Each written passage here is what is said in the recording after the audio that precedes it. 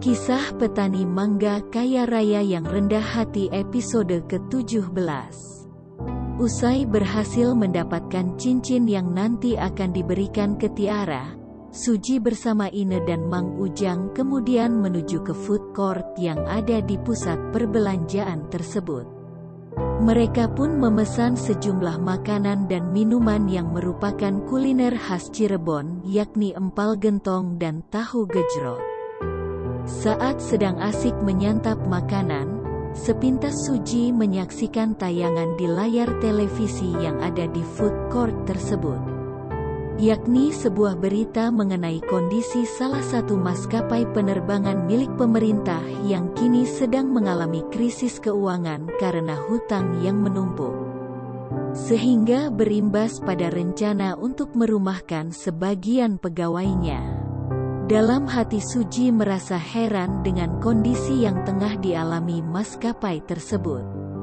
Padahal selama ini pemerintah sudah melakukan berbagai cara untuk mengatasi persoalan di maskapai itu, mulai dari menambah modal hingga merombak direksinya, namun ternyata masih belum berhasil. Melihat hal itu, Suji kemudian memiliki sebuah ide untuk membantu maskapai tersebut keluar dari masalah yang dialami. Suji kemudian langsung mengambil handphone dari sakunya dan mengirimkan sebuah pesan kepada Pak Ismail. Bunyi pesannya, "Assalamualaikum Pak Ismail. Nanti kalau ada waktu saya minta tolong ya untuk mencari informasi tentang salah satu maskapai milik pemerintah yang saat ini sedang mengalami krisis."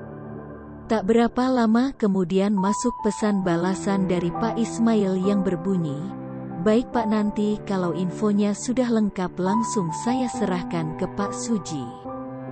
Suji kemudian kembali melanjutkan menyantap makanan yang ada di hadapannya. Sementara itu Mang Ujang dan Ine ternyata sudah menghabiskan makanan mereka. Melihat hal itu, Suji kemudian kembali meminta Ine untuk membantu mengambil dompet miliknya dan menyerahkan kartu debitnya ke Mang Ujang. Mang Ujang silahkan bawa kartu ini dan Mang Ujang bisa belanja sepuasnya di mall ini. Saya nunggu di sini aja ya sambil nonton TV. Nanti Ine bisa menemani Mang Ujang untuk memilih apapun yang Mang Ujang mau beli, ucap Suji. Mang Ujang pun kaget setelah mendengar ucapan dari bosnya tersebut, sementara Ine hanya tersenyum. Suji yang melihat ekspresi Mang Ujang kemudian hanya mengangguk dan tersenyum pertanda apa yang barusan diucapkannya itu serius. Lalu dengan gemetar Mang Ujang pun menerima kartu debit itu dan meminta izin ke bosnya untuk berkeliling mencari sejumlah barang. Sesuai perintah bosnya, Ine kemudian ikut menemani Mang Ujang berkeliling mencari barang yang akan dibelinya. Suji pun kemudian kembali melanjutkan makannya sambil menyimak sejumlah berita di televisi. Sementara itu Mang Ujang yang tengah membawa kartu debit milik bosnya tersebut masih tampak bingung. Karena sebagian besar toko yang dilihatnya merupakan gerai yang menjual barang-barang dengan merek terkenal. Ine yang melihat Mang Ujang kebingungan langsung bertanya, "Mang Ujang ingin beli apa?" tanya Ine. "Saya mau beli sepatu dan tas sekolah buat anak saya," jawab Mang Ujang. Setelah memperhatikan beberapa gerai, akhirnya Ine pun menunjuk salah satu gerai ke Mang Ujang. "Bagaimana Mang Ujang kalau kita ke gerai itu?" tanya Ine. "Tapi di situ kan khusus menjual barang-barang yang bermerek," jawab Mang Ujang. "Enggak apa-apa Mang. Tadi kan Pak Suji sudah berpesan ke Mang Ujang boleh membeli barang apapun di sini." Ine kembali meyakinkan Mang Ujang. Ine pun kemudian langsung menarik lengan Mang Ujang untuk menuju ke gerai tersebut. Setelah sampai di depan gerai, Mang Ujang masih tampak ragu untuk masuk ke dalamnya. Melihat hal itu, salah satu pegawai di gerai itu mendekati Mang Ujang dan Ine. "Maaf, ada yang bisa saya bantu?" tanya si pegawai. "Oh iya, ini kami mau mencari sepatu dan tas," jawab Ine. "Silahkan masuk," ucap pegawai tersebut dengan ramah sambil mempersilahkan Mang Ujang dan Ine masuk. Saat Mang Ujang sedang melihat sejumlah barang di dalam gerai tersebut, tiba-tiba ada panggilan masuk di handphone Ine. Setelah dilihat, ternyata panggilan tersebut berasal dari Suji. Ine pun langsung mengangkatnya. "Halo Pak, ada apa?" tanya Ine. "Maaf mengganggu, Mang Ujang jadinya beli apa?" tanya balik Suji ke Ine. "Mang Ujang katanya mau beli sepatu dan tas untuk anaknya Pak," jawab Ine.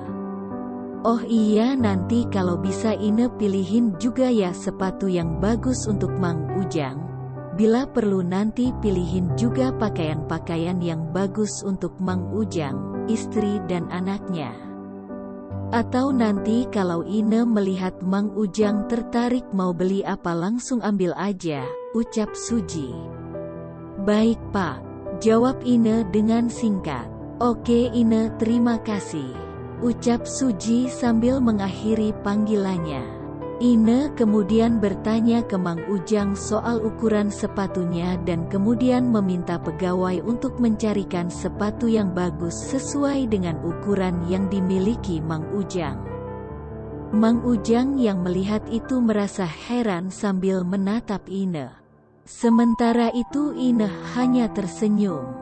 Sesuai perintah dari bosnya, Ine juga memilihkan berbagai macam pakaian untuk Mang Ujang dan keluarganya, serta sebuah handphone baru yang bagus. Melihat banyaknya barang belanjaan yang dibawa Mang Ujang, Suji pun langsung tertawa. "Maaf Pak, ini gara-gara Ine nih Pak, main beli aja dia. Padahal saya kan rencananya hanya mau beliin sepatu dan tas buat anak saya," ucap Mang Ujang ke arah bosnya sambil tertunduk takut kena marah.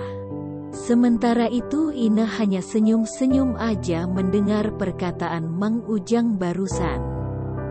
"Udah enggak apa-apa Mang, sekali-kali Mang Ujang borong barang di mall ini buat yang di rumah," jawab Suji dengan ramah. "Apa masih ada lagi barang yang mau Mang Ujang beli?" tanya Suji ke Mang Ujang. "Udah Pak, segini juga udah banyak banget. Ada kali 30 barang yang saya bawa," jawab Mang Ujang dengan hati yang lega karena ternyata bosnya tak marah kepadanya. "Ya udah kalau gitu kita balik yuk," ajak Suji ke Mang Ujang dan Ine. "Ayo Pak," jawab serentak Ine dan Mang Ujang. Mereka pun akhirnya keluar dari mall tersebut. Saat baru saja Suji masuk ke dalam mobilnya, tiba-tiba teleponnya berbunyi. Saat dilihat ternyata telepon tersebut berasal dari Pak Charles, Direktur Utama Agro Petani Nusantara, pemilik perusahaan yang beberapa tahun kebelakang memproduksi massal, obat khusus jenis ulat hasil dari penelitian Suji. "Assalamualaikum Pak Charles, bagaimana kabarnya?" tanya Suji mengawali pembicaraan dengan Pak Charles sambil suara handphonenya di loudspeaker. "Waalaikumsalam, alhamdulillah baik kabarnya. Nak Suji bagaimana kabarnya?" tanya balik Pak Charles dari ujung telepon sana. "Alhamdulillah kabar saya lumayan baik Pak. Beberapa hari kemarin saya mengalami kecelakaan, namun sekarang sudah mulai membaik," Suji menjawab. "Oh Nak Suji kecelakaan. Saya berdoa semoga Nak Suji segera pulih kembali dan beraktivitas seperti sedia kala." "Amin. Terima kasih Pak Charles," jawab Suji. "Begini Nak Suji, sesuai dokumen perjanjian yang dulu pernah Nak Suji tanda tangani soal kerjasama dengan perusahaan saya. Alhamdulillah ada kabar baik kalau hasil penjualan obat untuk memberantas ulat yang diproduksi di perusahaan saya sukses. Perusahaan mengantongi laba bersih sebesar 50 triliun rupiah. Nah, sesuai dengan isi perjanjian bahwa Naksuji berhak atas 20% dari laba bersih hasil penjualan, maka Naksuji berhak menerima sebesar 10 triliun. Lanjut Pak Charles. Alhamdulillah, jawab Suji secara singkat. Ine dan Mang Ujang yang mendengar pembicaraan Suji dan Pak Charles pun ikut tersenyum bahagia. Karena bosnya akan menerima uang yang jumlahnya tidak sedikit. Baik Naksuji, nanti ada orang saya yang akan mengurus semuanya sampai Naksuji menerima uangnya. Sekian dulu Naksuji ya, jaga selalu kesehatannya. Assalamualaikum, ucap Pak Charles sambil menutup teleponnya. Waalaikumsalam, jawab Suji mengakhiri pembicaraan tersebut.